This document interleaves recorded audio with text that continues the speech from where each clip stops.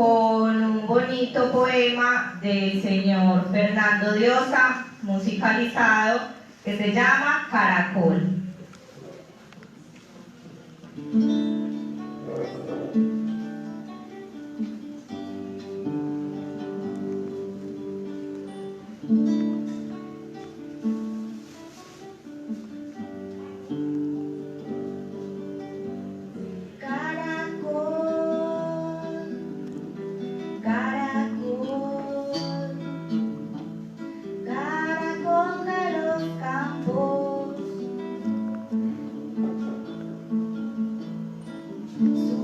Se convierte de la noche a la mañana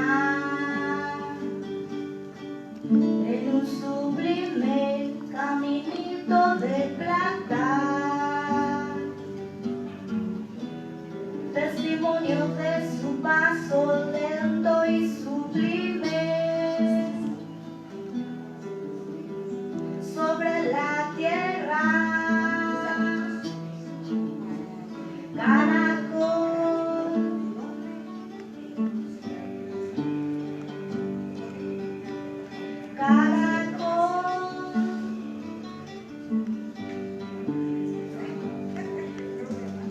Caracolas marinas, al fallecer nos dejas un cofrecito mortuorio lleno de sorpresas que al ponerlo al oído escuchamos el canto de las sirenas.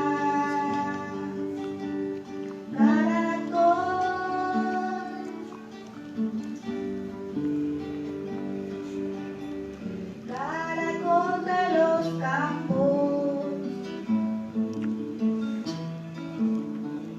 caracolas marinas,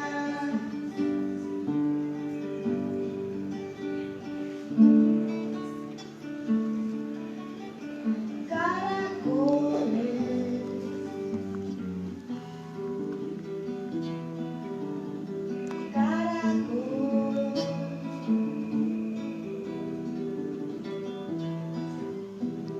caracol,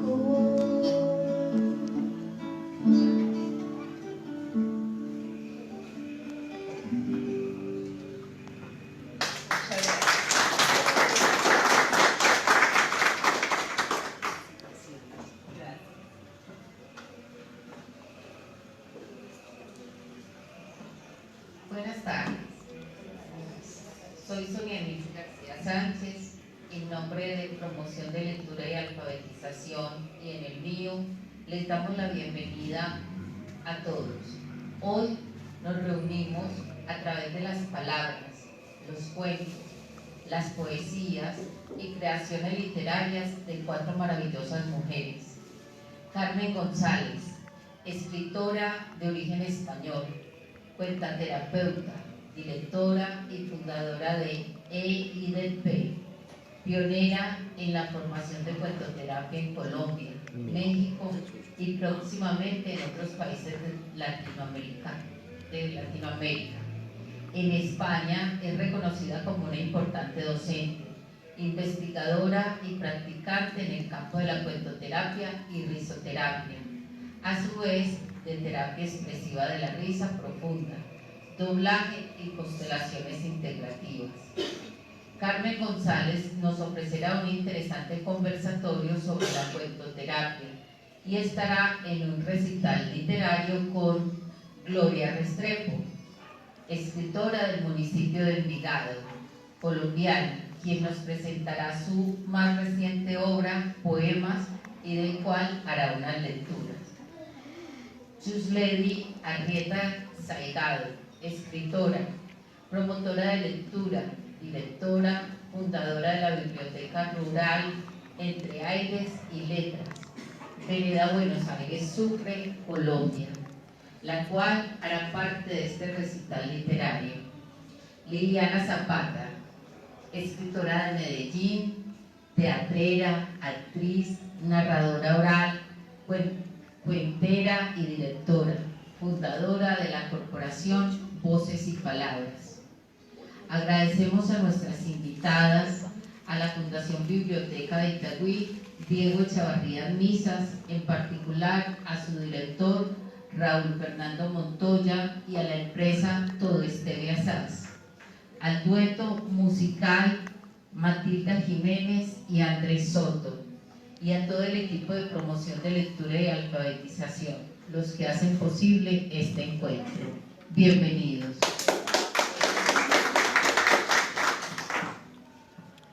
Buenas tardes, soy Nancy Lorena Cardón, del Movimiento Literario, Promoción de Lectura y Alfabetización.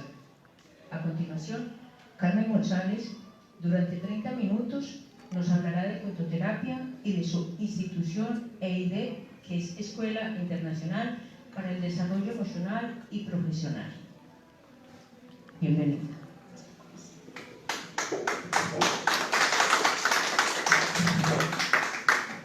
Bueno, muchas gracias. Supongo que el micrófono es necesario por el tema de la grabación, porque es que yo necesito mis manos para moverme y para coger los libros y todo esto. Pero bueno, ya me las arreglaré. Y lo que sí que os solicito ayuda para cuando me vayan dando 5 minutos o así, me hacéis... porque si no yo me enrollo, me consumo el tiempo de todas. Bueno, muchísimas gracias por estar aquí, todos los que nos están viendo, y bueno, un honor compartir mesa con vosotras y con ustedes. Bueno, les voy a hablar un poquito, muy brevemente, de lo que es la cuentoterapia, ¿vale? A ver, ¿qué es lo que pasa aquí? Sí. ¿Sí? Les voy a decir un poquito, para nosotros, para los cuentoterapeutas, de qué tratan los cuentos. Nosotros consideramos que los cuentos son como mapas de vida, mapas de los problemas que cualquier ser humano puede tener en la vida, tanto siendo pequeños como cuando somos grandes.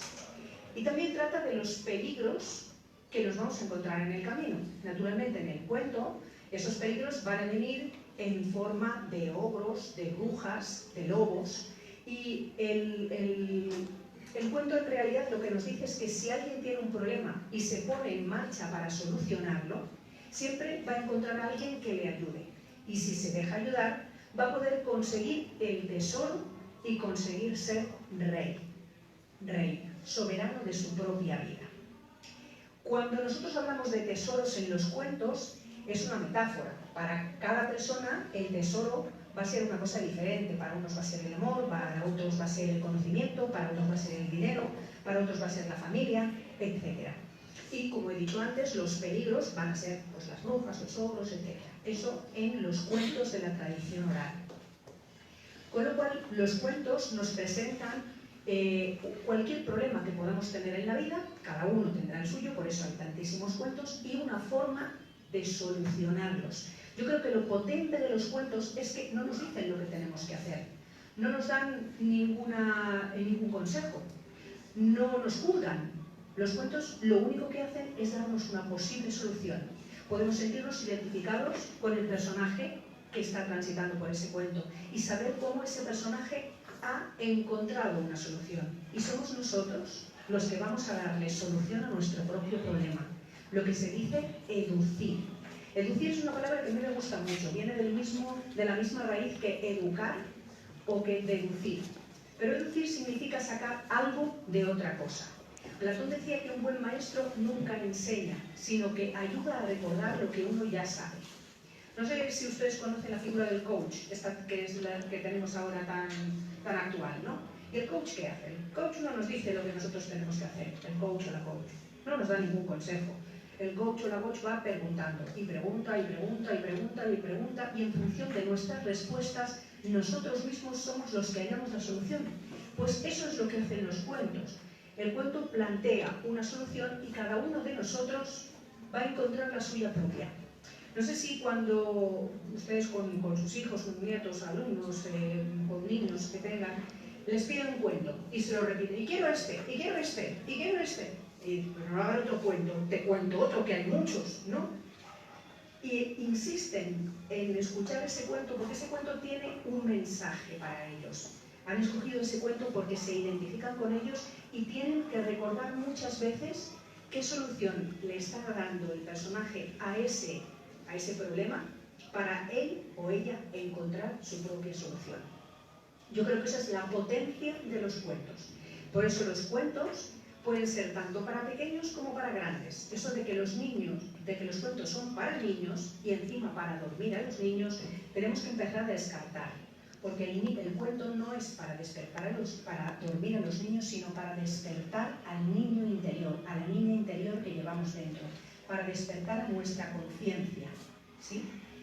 Y tenemos que empezar a recuperarlos porque tienen una sabiduría ancestral que es muy necesaria para nuestros días y para poder nosotros avanzar en nuestro camino. Por eso nosotros utilizamos mucho los cuentos no solamente para la educación, para la terapia, para cohesionar equipos, para la mediación de conflictos, para tratar las emociones, porque eso va a dar la propia solución que yo necesito encontrar, que cada persona necesita encontrar. No nos lo hemos inventado, ¿eh? Esto viene de muy antiguo. Ya en la antigua tradición hindú, se ofrecía un cuento a una persona que tenía una desorientación. Y se ofrecía un cuento naturalmente que tuviera que ver con esa desorientación, para que con escuchar esa historia, o con leer esa historia, más bien escuchada, para que cuando escuchaba esa historia pudiera encontrar la solución a su problema, lo que hemos dicho antes de educir, ¿no? Por eso orientan y sanan. En los cuentos tradicionales nada es lo que parece.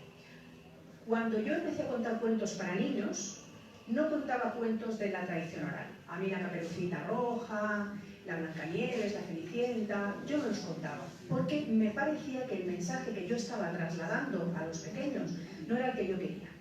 Entonces caí en un inocente taller de cuentoterapia y entonces ahí me di cuenta de que los cuentos de la tradición oral no se pueden interpretar con la razón, no nos podemos quedar únicamente con el lenguaje superficial de lo que nos está diciendo, porque los cuentos de la tradición oral nos hablan de diferente manera, nos hablan con un lenguaje oculto, un lenguaje encriptado. Sí. Es un lenguaje que viene a través de los símbolos y de los arquetipos. Nunca te aman. Viene a través de los símbolos y de los arquetipos. Un arquetipo, dijéramos, son aquel conjunto de características que nosotros sabemos que tienen determinados personajes. Sabemos que lo sabemos, sabemos y no sabemos que lo sabemos, ¿no? Les voy a hacer una preguntita, por ejemplo, ¿cuáles serían las características de una mamá, de una madre? Díganme, ¿qué características tiene una mamá? Amorosa, comprensiva, enseñarle buenos valores, solidaria.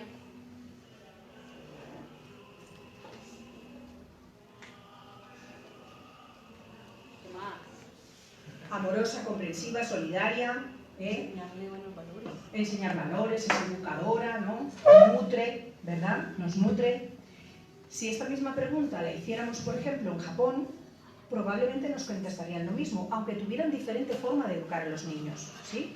Pero las características serían más o menos iguales. Esas características son las que definen un arquetipo, ¿sí? Y decimos que los cuentos de la tradición oral tienen personajes arquetípicos.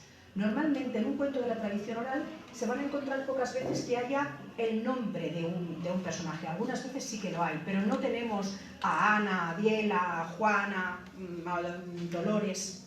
Tenemos al rey, a la reina, a la princesa, al ogro, a la bruja. Esos son arquetipos. Como los personajes de los cuentos de la tradición oral son arquetípicos, por eso pueden ser entendidos en cualquier parte del mundo, porque se trabaja con arquetipos universales. Y otra de las formas que tienen los cuentos para llegarnos de esa forma al inconsciente, con ese lenguaje encriptado, son los símbolos. Y los símbolos pues son todos aquellos conceptos que son abstractos y que les necesitamos poner, dijéramos, como una imagen. Por ejemplo, si yo les hablo de una manzana, ustedes como manzana seguramente pues harán jugo, harán mermelada, harán pasteles, ¿no? Pero además, perdónenme, voy a cerrarlo. Perdonen, además de la manzana, de lo que es la manzana, ¿qué les sugiere a ustedes? ¿Les sugiere alguna otra cosa más aparte de lo que es la manzana? Adán y Eva, por ejemplo, muy bien. ¿Qué más? Blancanieves. La pasión. La pasión, sí. Sí. En España decimos, estás más sana que una manzana. Más sana que una manzana. Más sana que una manzana. Está relacionado con la salud. A veces se relaciona con la inteligencia. Antes a los maestros se les regalaba una manzana. Si buscamos una imagen en Google de libros, sale una manzana al lado. Porque dicen que comer una manzana al día desarrolla la sustancia gris y nos hace más inteligentes. Bueno, hay muchísimas acepciones para la manzana. Entonces, ya ven que como manzana como fruto está bien, pero luego tenemos pecado, veneno, ¿no? de la Blancanieves, salud, inteligencia, muchas otras cosas. Si yo les pidiera que ustedes me representaran la paz, ¿con qué símbolo lo harían? La paloma. Con una paloma blanca, ¿no? O con una bandera blanca. Y si yo les digo que me representen el amor, ¿cómo lo harían? Con un corazón. Imagínense que estos símbolos, porque esos son símbolos, han llegado hasta nuestros días. Pero en un cuento de la tradición oral, ¿qué les parece si yo les digo que casi cada sustantivo es un símbolo? La cantidad de información que hay ahí dentro que nos la estamos perdiendo. ¿Qué hacemos nosotros en la formación de cuentoterapia? Enseñamos a descubrir cuáles son esos símbolos y a buscarlos y hacerles una interpretación simbólica para saber cuál es el significado de los cuentos. Pero una vez que sepamos el significado de los cuentos, que como cuentaterapeutas nosotros lo sabemos, si nosotros queremos ofrecer un cuento a una persona que creemos que le puede ir bien, lo único que tenemos que hacer es contarlo o leerlo. Y ahí nos quedamos. Lo que no podemos decirle, este cuento, ¿ha visto usted esta frase, lo que le dice? No le dice esta frase a usted mucho, léasela otra vez, que esta frase le va a dar la solución a su problema. Porque estaremos influenciando. El cuento tiene que ir a su ritmo. Cada persona va a necesitar, dijéramos, como un tiempo para poder asumir esa información. Porque nosotros decimos que el cuento es como una obra de arte, y como obra de arte a cada persona le va a llegar una información diferente en un momento determinado. Es como si ustedes leen, ahora nos leerán poesías y cuentos, y les va a llegar de una forma. Y dentro a lo mejor de un año volverán a leer el mismo cuento y el mismo poema y nos dirá otra cosa diferente. ¿Sí? Porque estamos en cada momento preparados para recibir una información, y eso lo tenemos que respetar. Les voy a contar un cuentito que yo creo que hace como que explica muy bien esto. A ver si soy capaz. ¿Me ayuda? Sí. Sí, perfecto. Nos vamos a poner así para que aquí en la mesa también. Miren, les presento a Trevor. Este es Trevor. Y Trevor un día decidió crear algo nuevo, algo especial, algo sorprendente. Y miren lo que hizo. ¡Guau, Impresionante. Trevor estaba orgulloso de su obra. Pero como suele pasar algunas veces, que cuando ya tenemos cumplidos nuestros sueños, o casi por cumplirlos, cuando hemos hecho una tarea y nos hemos esforzado tantísimo, ocurre algo inesperado, que lo echa todo por tierra. Miren, el pobre Trevor estaba absolutamente aterrado. Todo había quedado destruido, absolutamente todo. Y Trevor quedó triste y frustrado. La primera que se dio cuenta de esto fue la gallina. La gallina se acercó hasta Trevor y le dijo: co, yo sé exactamente lo que tenemos que hacer. Lo que tenemos que hacer es hablar. Hable, cuente todo lo que ha sucedido. Vamos, hable. Pero es que Trevor no le apetecía hablar. Así que la gallina se fue. Luego llegó el oso. El oso, cuando vio todas aquellas piezas por el suelo, dijo: debes estar muy enfadado. Lo que tienes que hacer es gritar. Saca toda esa frustración. Vamos, grita. Pero es que a Trevor no le apetecía gritar. Así que el oso se fue. Luego llegó el elefante. Y el elefante dijo: sé exactamente lo que tenemos que hacer. Lo que tenemos que hacer es recordar exactamente dónde estaba cada pieza. A ver, esta pieza ¿dónde estaba? Arriba, abajo, ¿dónde estaba? Vamos, ¿recuerdan? ¿Recuerdan? ¿Recuerdan? Pero es que a Trevor no le apetecía recordar. Así que el elefante se fue. Luego llegó la hiena, y la hiena le dijo: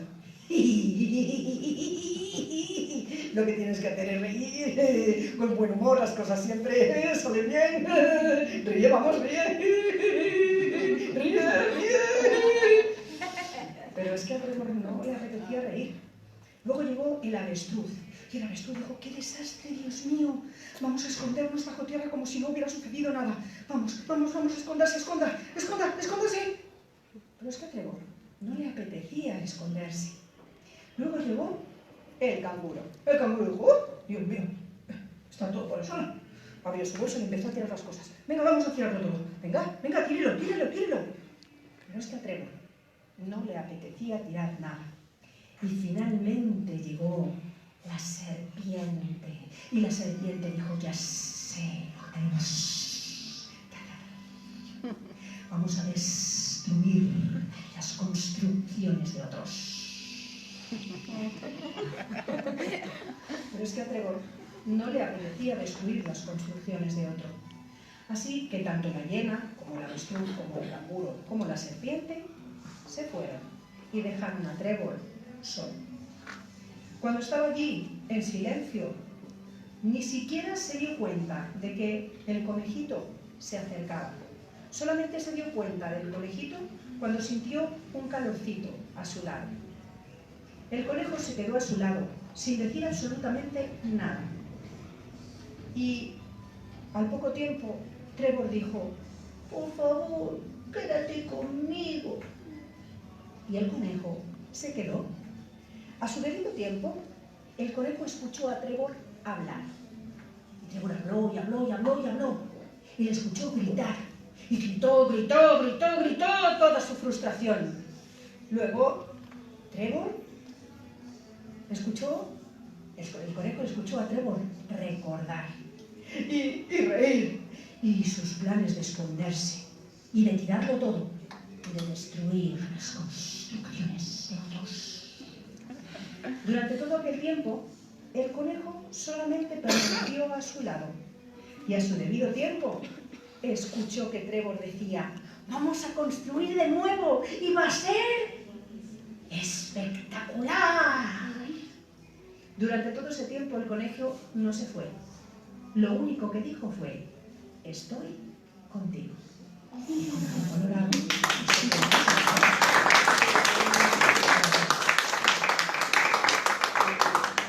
me como a través de un cuento las cosas quedan como mucho más claras, ¿no? ¿Cuándo tenemos que aprender de esto tanto niños como adultos, ¿no? Que siempre estamos como dispuestos a entregar pues un consejo, ¿no? Y los consejos están muy bien. De hecho, Trevor siguió todos los consejos, pero los siguió cuando pudo, cuando estuvo preparado para hacerlo.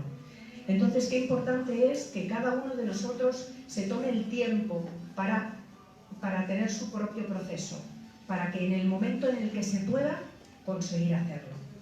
¿Sí? Decimos que el cuento es útil porque nos lleva a través del inconsciente los símbolos, ¿no? Esos símbolos que tenemos en los cuentos, nos llega a través del instinto. Porque un cuento normalmente nos impacta, nos gusta o no nos gusta, ¿no? Simplemente nos impacta. Luego le podemos decir: pues me gusta o no me gusta, llega la emoción. Y finalmente llega el intelecto.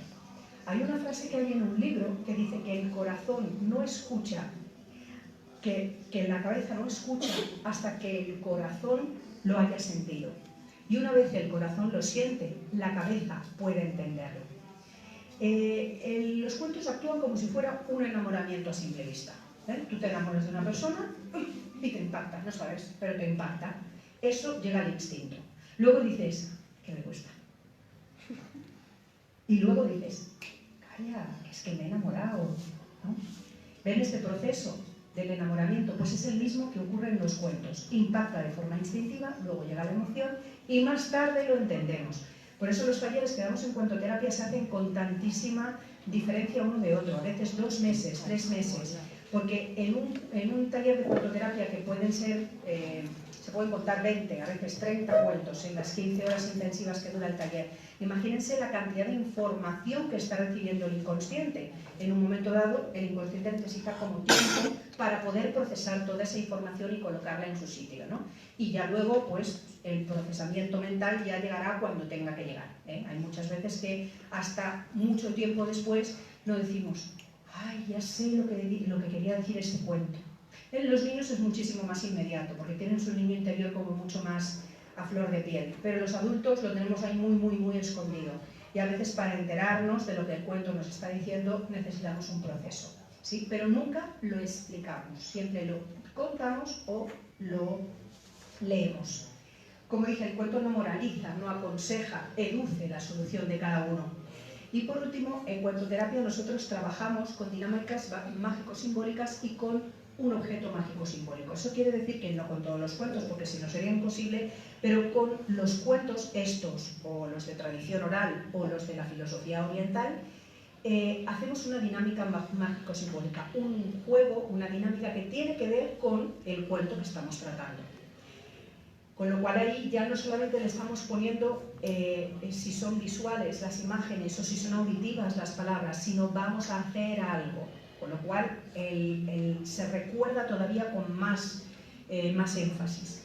Y posteriormente lo que hacemos es entregar un objeto mágico simbólico, que como simbólico, como la propia palabra dice, es algo de poco coste, pero que sí que tiene la capacidad de recordar. Un objeto mágico simbólico vendría a ser cuando ustedes, por ejemplo, se van de viaje y se traen un imán para ponerlo en la nevera, ¿no? Un imán de la Torre Eiffel o de, yo qué sé, la Cataratas de Victoria, lo que sea, ¿no? Y ese imán lo ponen en la nevera. De forma que cuando ven el imán recuerdan esas vacaciones que han pasado, etc. Esperemos que sean buenas, porque si no el imán nos estaría recordando otras cosas, ¿no? Pero eso sería un objeto mágico simbólico, o una fotografía, o el recordatorio, por ejemplo, que me acaban de dar de la boda de sus papás de los 50 años. Eso es un objeto mágico simbólico, ¿sí? Pues imagínense la fuerza de la potencia del cuento, mezclada con una dinámica y posteriormente con un objeto mágico simbólico. Si nosotros empezamos a trabajar eso en las aulas, o a lo mejor en casa con nuestros niños, o en las terapias, o en cualquier cosa que nosotros podamos utilizar los cuentos, imagínense la potencia que puede tener eso, muy grande. Bueno, les voy a presentar un poquito ¿Me quedan 5 minutos? Bien. Les voy a presentar un poquito en qué consiste la formación. Este es el creador de la formación, es Lorenzo Antonio Hernández Pallarés. Él es un psicólogo y psicopedagogo, no sé si lo ven un poquito mejor ahí, que hace mucho tiempo empezó a trabajar con niños que tenían dificultades de aprendizaje. Por ejemplo, pues eran disléxicos, o tenían síndrome de Down, o tenían trastorno de déficit de atención, o Asperger, o cualquier síntoma de dificultad de aprendizaje. Entonces vio que trabajando con los cuentos estos niños mejoraron muchísimo y en muchos casos tenían resultados muy buenos. Entonces empezó a aplicar los cuentos en sus terapias y creó una formación. Y a través de esa formación él la llamó cuentoterapia. Como iba dedicado a la terapia, por eso lo llamó así. Ahora este nombre se nos ha quedado un poco pequeño y yo como lo he subtitulado como simbología y esencia de los cuentos, porque ahora hemos visto que los cuentos no solamente sirven para la terapia, sirven pues para la educación, para la resolución de conflictos, etc. Pues yo los he trabajado incluso en empresas, ¿sí? Además de para ocio, naturalmente que sí, pero bueno, que lo del ocio estamos como reduciendo su ámbito de acción muchísimo, ¿no? Independientemente de que qué bonito, ¿no? El que te cuente el cuento. Podemos aplicarlo para muchas cosas, ¿no? Naturalmente como vínculo afectivo, que menos, ¿no? Cuando nosotros tenemos a los bebés, ya les estamos contando cuentos, aunque sea con la canción, con la caricia, con el tono, y eso ya es un cuento propiamente. Los utilizamos como recurso educativo, como crecimiento personal y como ayuda a otras terapias. Luego les expongo, si nos queda tiempo, les cuento alguno de estos cuentos. La formación tiene ahora 10 talleres que se hacen consecutivamente a lo largo del tiempo, cada 2 o 3 meses. Cada taller, como ven, es totalmente diferente unos de otros, se van tratando temáticas, los celos, los miedos, la muerte, el instinto, la identidad sexual, el problema con las adicciones, el egoísmo y cooperación, el orgullo y vergüenza. Todos esos temas se pueden tratar por sí solos. Ustedes no tienen por qué seguir toda la formación, pueden hacer un taller. Con ese taller se entrega un certificado de asistencia. Si se realizan todos, se consigue un certificado que está avalado por la Asociación Iberoamericana de Cuentoterapeutas, que sí es el certificado de cuentoterapeutas, que estamos trabajando para que sea homologado por alguna universidad, para que podamos tener mayor reconocimiento. Y aparte de estos, tenemos 4 talleres más que solamente se hacen una vez al año y que solamente los da Lorenzo, el padre de la cuentoterapia. Y estos talleres tratan sobre los arquetipos, son talleres transpersonales y con eso ya se llega al título de cuentoterapeuta magíster. Actualmente estamos en Medellín iniciando la segunda formación, la segunda promoción de cuentoterapia. Este fin de semana tenemos un taller, el otro fin de semana repetimos el mismo que vamos a dar este fin de semana, que es el taller de iniciación, que trata sobre la asertividad. Y el otro que tenemos programado para noviembre es el de miedos en niños y adultos, que este tema da para mucho.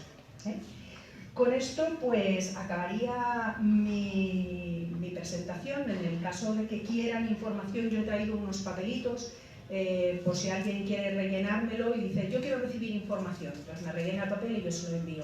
Y quien no, pueden encontrar la información dentro de la web de IDEP, dentro de un apartado que se llama ¿Dónde se imparte? Y ahí donde se imparte tienen varios países, escogen Colombia y en este caso Medellín. Pueden realizar la formación donde quieran, se pueden venir a España, pueden ir a México, a Costa Rica, ¿dónde más? A México, Costa Rica y más, tengo Colombia y España, ya está. De momento estamos ahí encuentran el taller que quieren. En este caso, pues por ejemplo, el taller de iniciación, y dentro de esa información tienen todo lo que creemos que pueden ustedes necesitar. Horarios, fechas, quién lo imparte, de qué va, cuál es el precio, cuáles son los descuentos, qué se tiene que hacer para inscribirse, cuáles son las fechas para hacerlo, un calendario de lo que es el año. Ahora estamos trabajando para el calendario del año 2020. Y también, si quieren, por ejemplo, un apartado para ir a lo que es propiamente la formación y ver de qué se trata, cómo nos nutrimos, qué objetivos tiene, etcétera, etcétera, etcétera. Les dejo con mis datos y me da tiempo para un cuentito. ¿O sí o no? ¿Cómo? Sí, pero en la segunda intervención ya hago otra cosa. Bueno, pues muchísimas gracias. Ha sido como todo muy escueto, pero espero que les haya quedado claro y si no, pues me escriben o luego hablamos. ¿De acuerdo? Muchísimas gracias.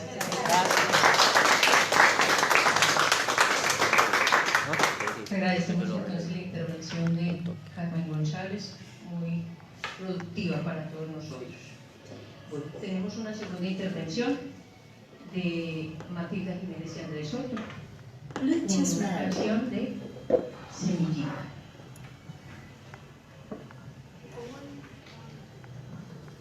A propósito de la cuentoterapia, Semillita es un cuento muy especial de las madres para las hijas.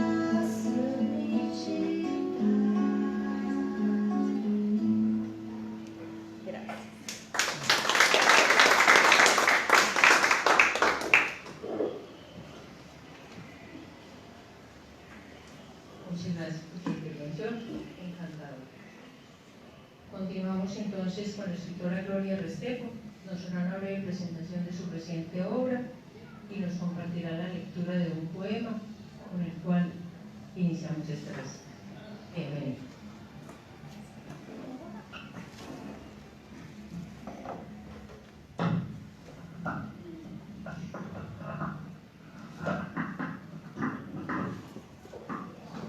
Hola, bienvenidos a estar aquí con nosotros en Cuentoterapia. Interesante esta anotación de nuestra compañera. Y vamos a escuchar también muy atentos la poesía, que ya siempre está en cada uno de nosotros y le gusta salir de vez en cuando. Estos poemas nacen en Itagüí y hoy voy a conocer mi primer poemario. Y a continuación voy a leer el primer poema. Mientras Dios ora por mí. Mientras Dios ora por mí, yo arrastro la tierra menuda de mi destino por el crepúsculo de mis días. Soy deudor de 40 diezmos y solo llevo lágrimas en los bolsillos. Mientras Dios ora por mí, habito desiertos, reciclo cadenas y secuestro heridas. Muchas gracias.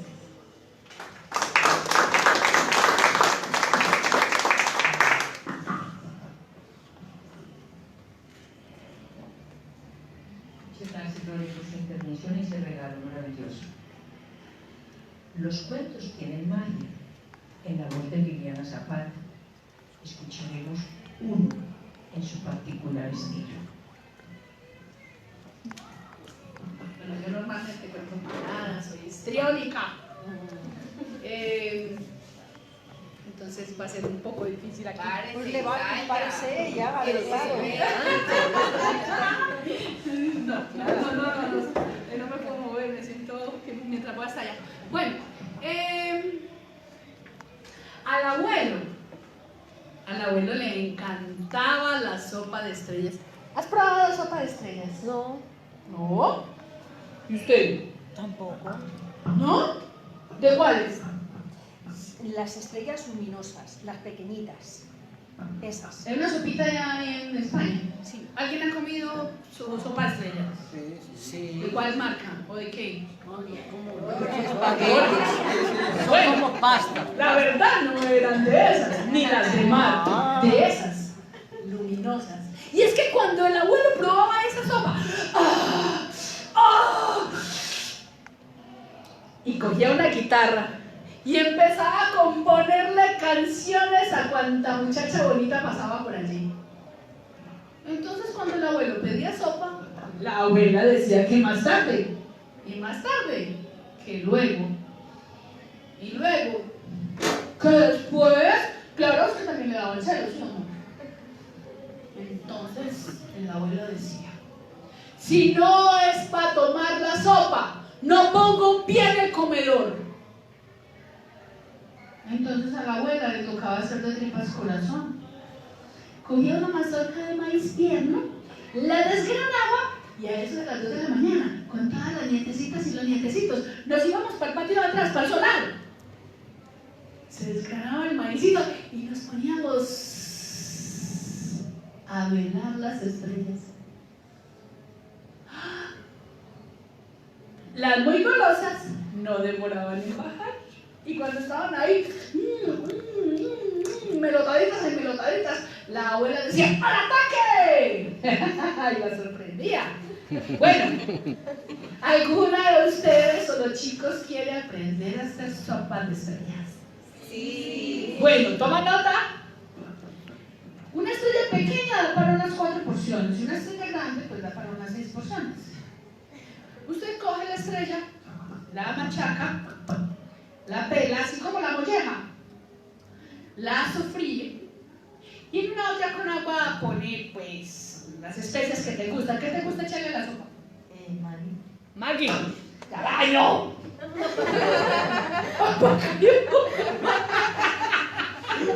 Papa criolla, Maggie. ¿Qué más especias o aliños le echamos? Cilantro. Zanahoria. Ajo. Ajo, orégano. Cebolla. En España le echamos jamón. ¡Épale! Con jamón. Muchachas allá. Tomate. Bueno. Pimentón. Excelente. Y la estrellita la vaciamos a esa agüita con esas especies, esas cositas. Y la estrellita empieza como...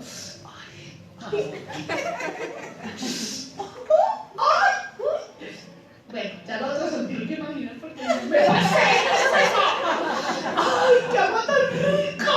Y de repente empieza a salir un aroma a expelerse por toda la casa y se va moviendo y se va llenando todos los rincones de la casa y el abuelo está ya sentado. Y de repente, como algo o alguien lo va levantando de la sala, del balcón,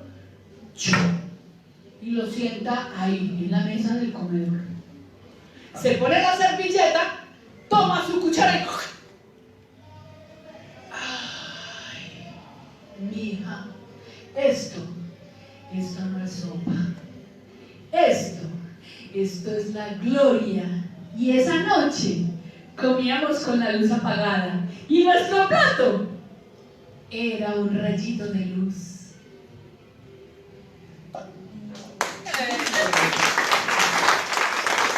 Este es un escritor que se llama Antonio Roldán y es de Cuba.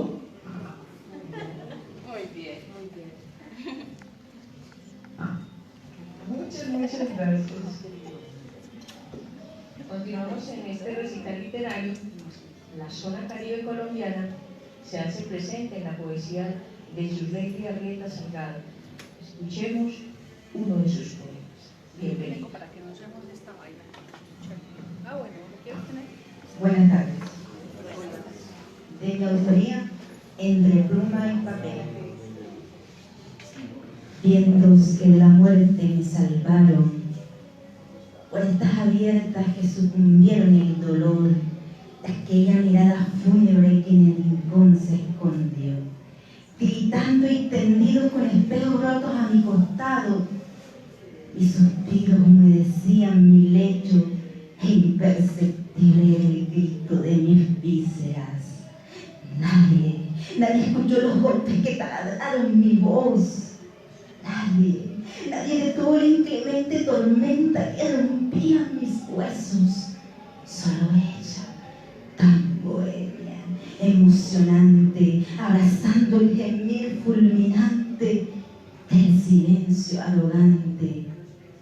Llegas anidando metáforas, versos en el alma perdida el alma en los versos. Llegas sublime desvaneciendo humos de mi mente, tejiendo voces, coloreando la gris mirada dormida. Entre pluma y papel me inspiras a amar el aire que respiran mis pupilas, vencer tormentas incesantes de mis noches. Entre pluma y papel, escribir el miedo que puedo vencer. Muchas gracias.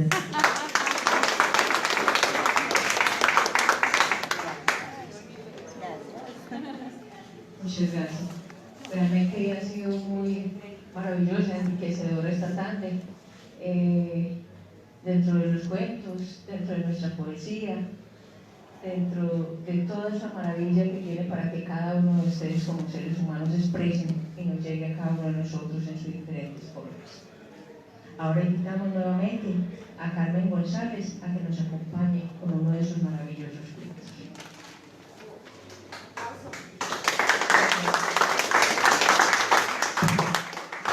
Bueno, yo la verdad es que jamás recito mis cuentos propios, o sea que esto va a ser una primicia y espero que les guste. Bueno, este cuento se llama Tejedor de sueños y dice así. Había sido la única que había nacido en el año de la gacela y el viaje debía hacerlo sola. Gasira partió de su aldea, como mandaba la costumbre, para que su baraguanda le fuera mostrado. Escogió el camino de la costa. Caminó varios días y llegó a las grandes aguas. Le habían hablado de ellas desde pequeña, pero nunca se las había imaginado así. Se aproximó con precaución a la orilla, con los ojos muy abiertos y un nudo en la garganta. Las olas bailaban entre sus pies y ella temía que la arrastraran y acabara desapareciendo en ese enorme vientre de agua. Aquella noche había en el cielo una luna a medias, de esas que llaman mentirosas. Caminó por la orilla hasta el final de la cala. Luego ascendió por un pequeño sendero que finalizaba en una terraza y se asomaba como un balcón a la bahía arqueada. La luna iluminaba una arena de color azul y se reflejaba sobre las aguas con su luz mermada. Él estaba sentado cara al mar, con su melena de cabellos plateados, anudada a la nuca con una cinta de satén y una extraña danza de brazos. Gasira se mantuvo a una prudente distancia, pero él ya se había percatado de su presencia y le hizo un gesto para que se acercara. Al llegar a su altura, la invitó a sentarse a su lado. La miró con sus ojos de luz, de un verde intenso, y le entregó un haz invisible que sostenía en su mano. Gasira, perpleja, le siguió el juego e hizo como si cogiera ese etéreo manojo, y al hacer el gesto de abrazarlo con sus dedos, este haz se materializó y comenzó a teñirse de diminutos puntos de luz que brillaban y arrancaban destellos de color. Durante toda la noche, él le enseñó a deshilar los rayos de la luna, transparentes a simple vista, y a devanarlos en madejas que iban tomando color a medida que engordaban. Cuando despuntó el alba, Gasira le ayudó a llevar las madejas al interior de su cabaña, donde guardaba cientos de ovillos de luz que arrinconaban las sombras. Él le dijo que era tejedor de sueños y que le haría un traje a medida. Pero Gasira no lo escuchó. Estaba convencida de no necesitar ningún traje. Creía haber encontrado su sueño, su camino, su sendero, su baraguanda. Un hombre de lunas, un hombre con las plantas de los pies de color azul de caminar sobre arenas del mismo color. Un hombre de manos hábiles, sonrisa suave y ojos de luz. Noche tras noche Gasira visitaba al tejedor de sueños y se sentaba embelesada a escuchar sus historias mientras devanaban juntos los haces de luna. Él insistía en confeccionarle un traje de sueños y ella no quería otro sueño que no fuera él. Él nunca le tomó medidas. Decía que los trajes de sueños son elásticos y que se adaptan al cuerpo, como una segunda piel.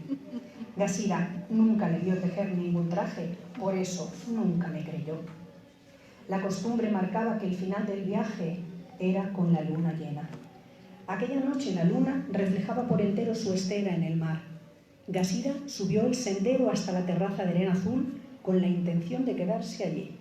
Él era su baraguanda, así se lo confesó, esperando que él convirtiera su danza de brazos en un abrazo. Pero con lo que Gasira escuchó fueron palabras dulces que la despedían. Aquella cala no sería su hogar.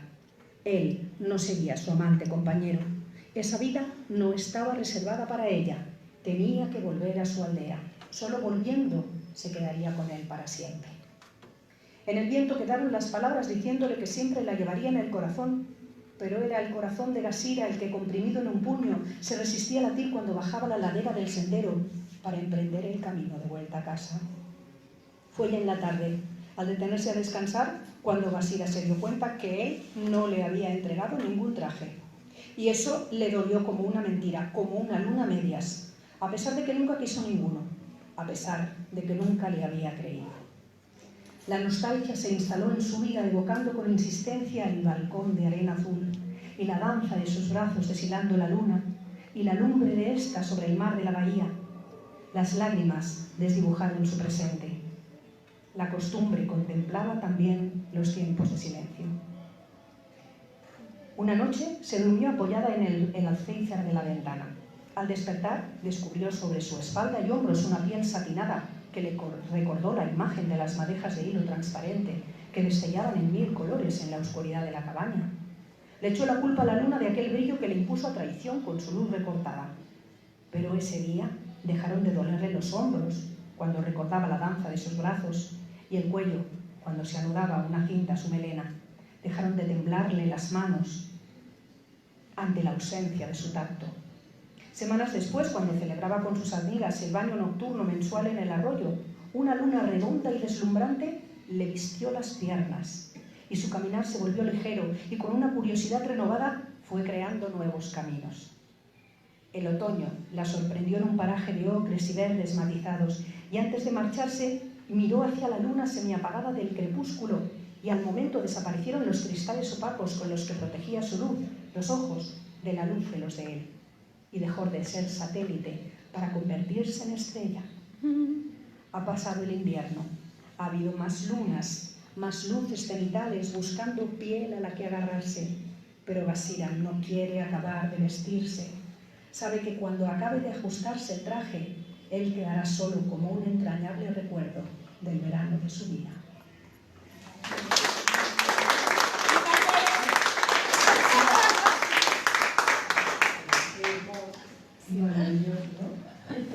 Bella tarde. Seguimos entonces con Gloria Arcel, que continúa compartiendo su poesía. Bueno, estamos maravillados todos con tanto cuento y tanta poesía también. Sí, para compartir con ustedes, mi siguiente escrito se titula Soy más que este silencio. Ya amaneció, es lunes y todo vuelve a la normalidad en las calles de mi barrio, pero estoy aburrido. Esta casa me parece fea. El color con que la pintaron no me gusta. Además, la comida que últimamente me acompaña los días es agria. Me hace quedar en silencio.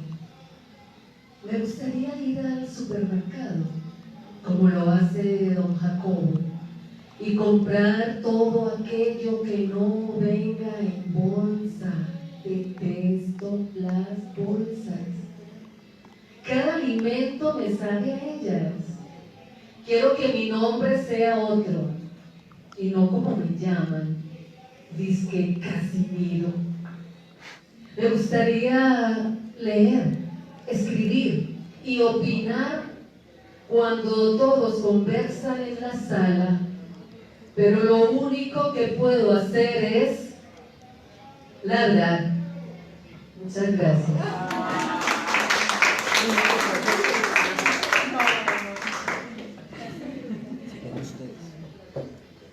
Entonces, invitamos a que Liliana nos iba a deleitar con otro maravilloso.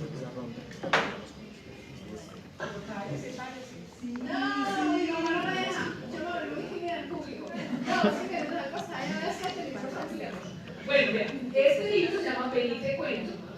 Primero se va a contar un poquitico. Este primero se escribió y ahora escribí este. Y todos los libros de patrimonio inmaterial. Entonces este libro nos da cuenta de que a través de los cuentos podemos hacer la construcción de la patria, la construcción de la paz. La corporación que administro y que siempre está en quiebra se llama Voces y Palabras y queremos ser un oasis de paz en medio de la guerra. Entonces con el cuento en el territorio mío Castilla, vivo Castilla porque Vega. Ah, bueno, eso sí.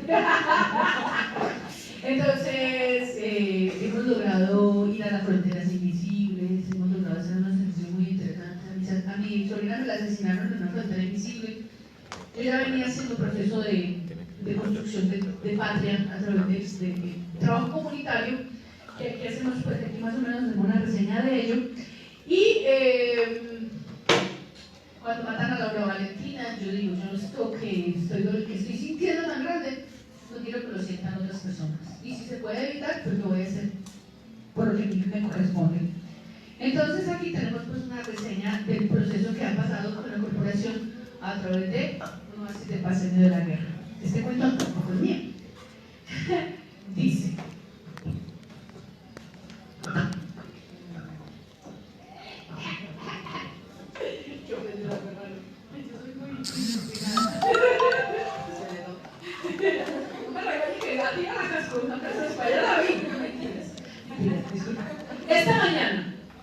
esta mañana sucedió un fenómeno bien particular.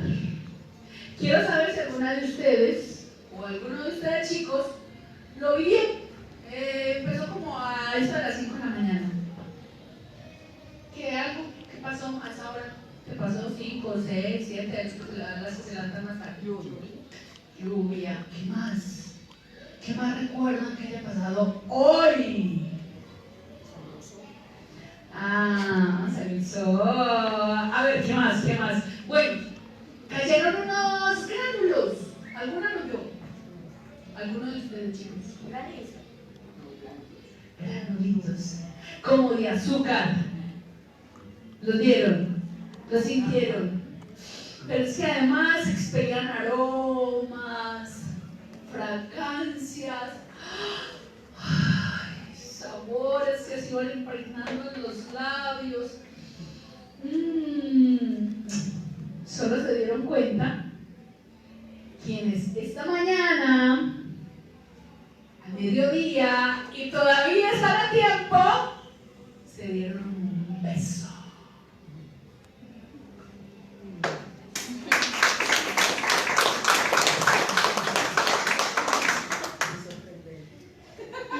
Totalmente sorprendente. Bueno, entonces invitamos a nuestro bello Caribe, Yirleni, que continúa con una poesía. Gracias, Playa del Caribe, muy hermoso. Los invito, a los que no lo conocen, invito a San Marcos Sucre, a las playas de Coveña. Bueno, mi siguiente poesía lleva por título Vejez. Y dice así: amo mi frente fruncida, amo los sueños que no tuve y los sueños que tendré, amo cada línea de mis manos, amo los días caminados, amo mis pies agrietados, amo vivir, amo reír cuando mis ojos se esconden, bajo la luz del crepúsculo. Tantas huellas que marqué, pues mis cabellos blanquecinos acumulan historias. Amo el viento en soledad y en compañía.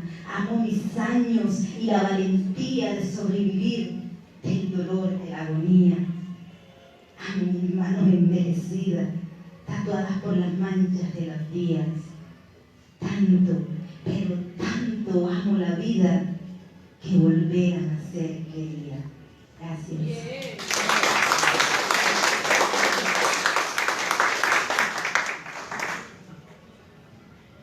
Muchas gracias. Bueno, ahora los invitamos a una tercera intervención de Matilda Jiménez y Andrés Soto con una bella canción. Gracias. La siguiente canción con la que los vamos a acompañar se llama Oda al Pensamiento.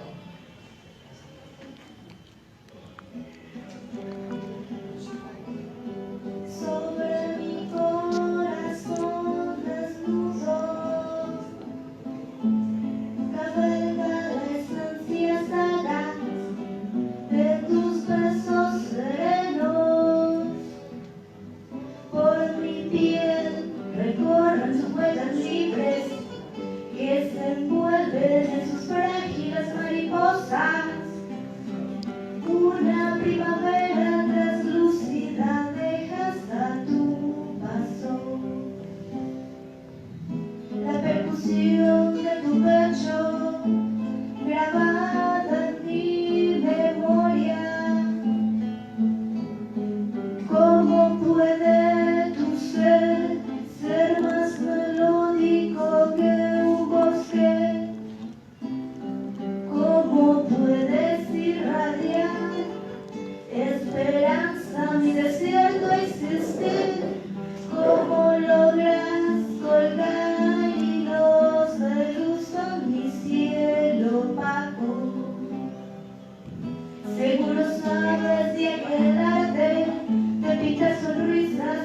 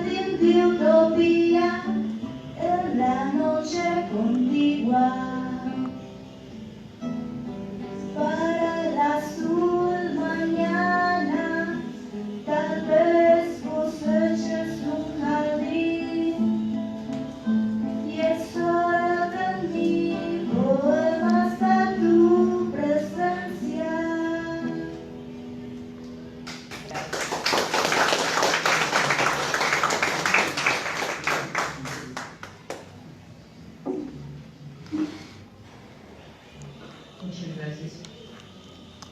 Agradecemos entonces en este encuentro, en esta bella reunión de palabras, de cuentos, de poesía, que todo Stevia se une con nosotros, apoyando esta labor, participando como apoyo muy especial que se unamos a compartir, y agradecemos la presencia de ellos. Bueno, entonces continuamos. Vamos a invitarlos entonces a un nuevo compartir de sus cuentos, de sus poesías. Y queremos invitar a Carmen a que nos diga cómo concluimos este recital literario a través de otro maravilloso cuento, y luego continuamos con las compañeras. Del mío dijéramos que había traído solamente ese, pero les voy a compartir uno que es de Emilio Lomé, no sé si lo conocen, es un autor mexicano y que va también en poesía. Entonces, bueno, pues matamos dos pájaros de un tiro. Vamos a matar. Sí. Se llama El elefante y la margarita. No. Vamos a intentar ver si nos apañamos. 3 moralejas hay en este cuento. Si me escuchan bien, verán que no les miento. Al final les diré las 2 primeras, pero a ustedes les tocará hallar la tercera. Había una vez un elefante, enorme, poderoso y arrogante. Y había también una margarita, pequeña, delicada y exquisita. No es que yo sea chismoso ni nada de eso, pero ambos se amaban en secreto. Cuando ella, el elefante, contemplaba su corazón, cuando él la veía con emoción, le retumbaba el corazón. Mas ninguno de los dos se atrevía a decirle al otro aquello que sentía. Suele suceder. Cierto día la pequeña y frágil flor con esfuerzo logró armarse de valor y valiente, decidida y desafiante confesó su gran amor al elefante. El enorme paquidermo, asombrado, se quedó boquiabierto, anonadado, pasmado, azorado, atontado, vulnerable, torpe, avergonzado. Esperando respuesta, ella se hallaba y su corazón pero él era todo confusión y le retumbaba el corazón. ¿Qué hacer para ocultar aquel temor? Disfrazarlo de dudas de amor. Y en las dudas de amor dice una cita: lo mejor es deshojar Margarita.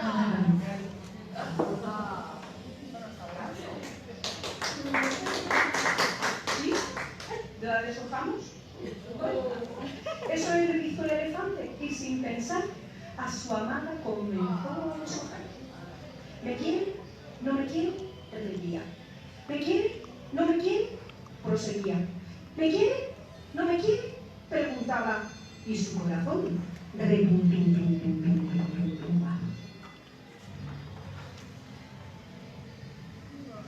Cuando el último pétalo decía que confiara en aquello que sentía, comprendió el elefante lo que hizo. La flor tirada estaba en el piso, sin un solo pétalo se hallaba. Su corazón ya no retumbaba.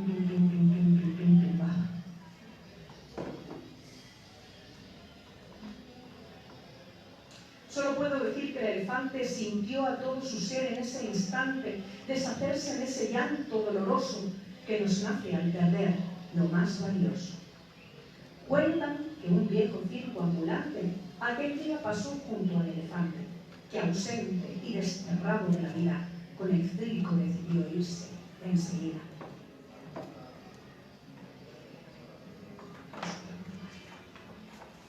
Mi abuelo, que este circo visitó, esta escena inolvidable contempló un enorme elefante con tristeza infinita de los pies a la cabeza. En el centro de la pista deshojaba una flor que tan solo él miraba. ¿Me quiere? ¿No me quiere? Repetía. ¿Me quiere? ¿No me quiere? Proseguía. ¿Me quiere? ¿No me quiere? Preguntaba. Y su corazón retumbaba. Primera moraleja: en el amor, la actitud esencial es el valor. Quien ama de verdad dice yo puedo. Lo contrario al amor es siempre el miedo. Segunda moraleja a esto de vida. Si resulta que te llamas Margarita, recuerda de ahora en adelante no enamorarte de ningún elefante. Moraleja final, buena atención y retumbará tu corazón.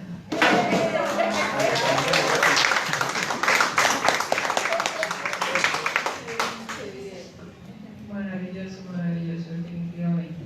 Invitamos entonces a Gloria que continúe deleitándonos con su poesía.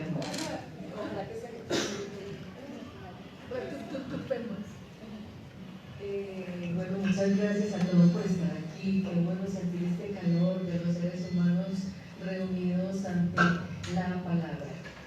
Y para terminar mi presencia aquí con ustedes con algún verso o con algún escrito, les voy a leer Jennifer. Adelante de paseo me esperabas. Domingo por la mañana, mi amiga del alma, Jennifer Cuartas. Aguacata, guayaba me decías, y ahora en la distancia me haces falta. 2 calendarios, sin sentirnos cómplices del mango biche y del cono sin pasas. Corrías en la plaza detrás de palomas blancas, dejabas el paso de la infancia.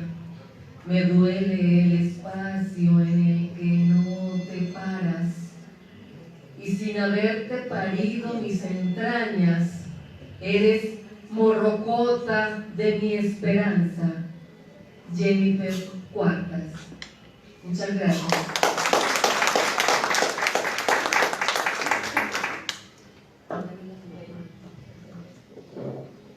Bueno, queremos invitar entonces a que Liliana nos deleite con otro maravilloso poema.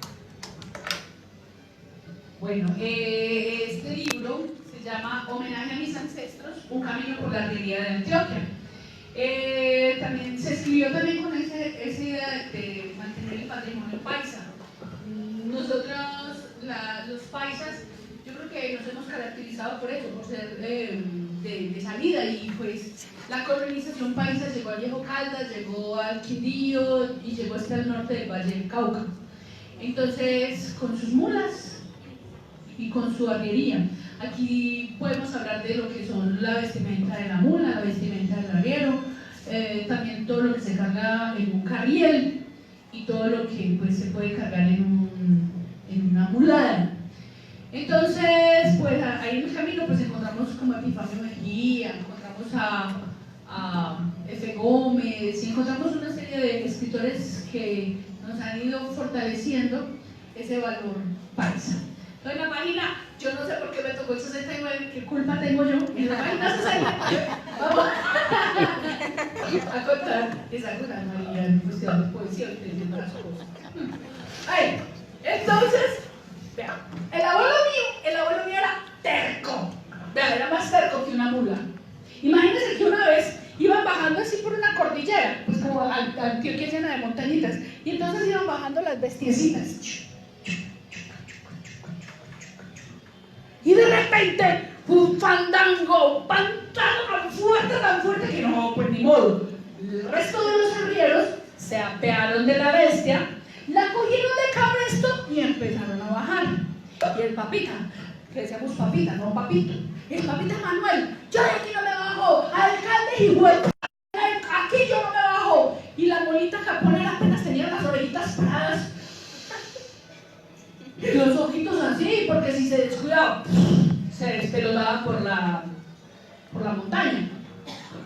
Los otros se bajaron y él no. Don Antonio, don Manuel, bájese, don Manuel, bájese. Y él que no se bajaba, y él que no se bajaba. Y de repente retrocedió la mula, le jaló el cabello, le jaló su cabresto, la espoló. Y ese animal salió corriendo, saltando, ¡tran! Y cuando llegó ahí al pantano, bajó la cabeza y paró en la nalga. Y ¡pum! Se fue al fondo el papita Manuel. Ahí se revolcó, intentó salir, pero no, casi que no. Ahí se logró pegar de una raicita y cuando estaba pegado a esa raicita, ya tenía pantano en la nariz, en los huecos de la oreja, entre la boca, está en el bombillo. Y dice, ¡un cuchillo! ¿Tu Manuel, ¿para qué un cuchillo? Todos sabían que Papita era tan bravo, que era capaz de matarse él, de matar a la mulita caponera, de matar a cualquiera de los compañeros. Y el tío él me grita, ¡un cuchillo! Y el sangrero, el ayudante, viene y le dice, ¡ay, don Manuel, ¿por qué para qué quiere un cuchillo? Entregándole el cuchillo. Y él, toteado de la risa, dice, ¡pues para limpiarme los amarros, mijo! ¿No ve que vamos a ver las muchachas a la posada de los Laurales? Y ese susto, pero eso no es nada. Cuando ya el papita Manuel se jubiló, en la época que uno se jubilaba cuando le daba la gana, cuando el papita Manuel se jubiló, se había comprado una casa en las afueras de Valparaíso, yendo para Caramanta, ahí donde es la bomba. Y ahí era paso obligado para todas las muladas de 20, 30 bestias. Y el papita, ya le dije que era muy terco, cada que pasaba por una mulada, él se salía del zaguancito y se iba, levántame, ábrame la boca, y les contaba los dientes, porque en la contada de los dientes se daba cuenta cuántos años tenía cada táparo de esos. Entonces, iban pasando, muéstrame los dientes, y se daba cuenta que tenía unos... ¡Ajá! Y así iban pasando. ¡Quieta! ¡Mula! Porque corcoveas, porque le falta el cincho y la correa. ¡Quieta! ¡Mula! Y iban pasando 10, 20, 30 mulas. Y así pasaron 1, 2, 3, 4 y 5 años. Y el papito con su terquedad se daba cuenta de cuántos años tenía ese táparo. Y un día, ella estaba muy cansada, ya no quería. Se sentó afuera, en el zaguán de su casa. Pero las mulas se habían dado cuenta que para pasar por ahí tenían que pelar los dientes. Así que iban despacio, caminando, y cuando llegaban al portón de la casa del papita Manuel, las mulas pelaban sus dientes y seguían su camino.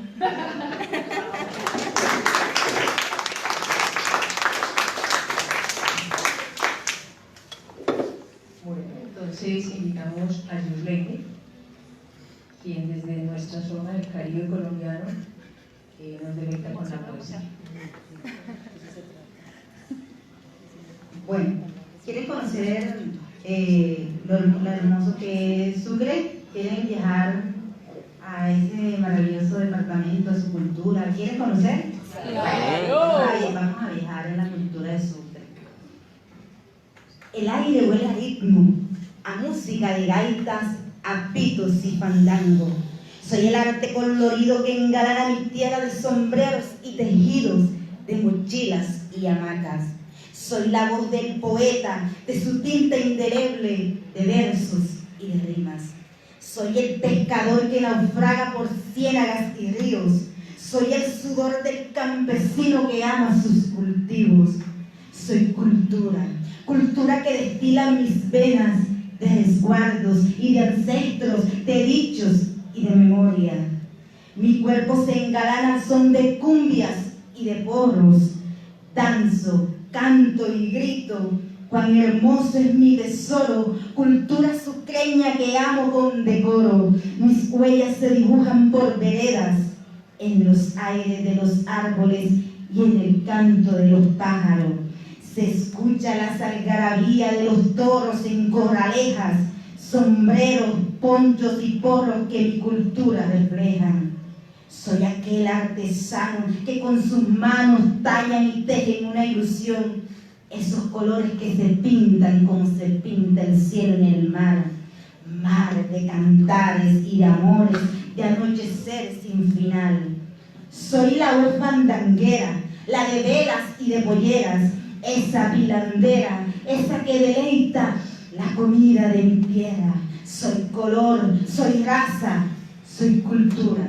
Cultura porque amo a quien dio su vida por mí, a quien hoy le doy gracias por traerme hasta aquí. Muchas gracias.